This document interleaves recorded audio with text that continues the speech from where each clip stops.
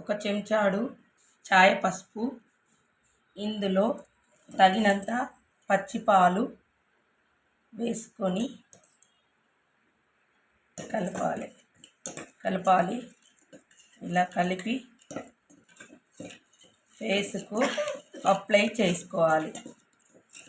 ఇలా అప్లై చేసుకొని ఒక 20 మినిట్స్ ఉంచుకొని ఆరిన తర్వాత చల్లని వాటర్తోని కడిగేసుకోవాలి.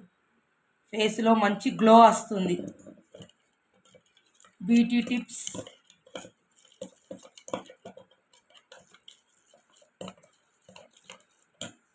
ఇలా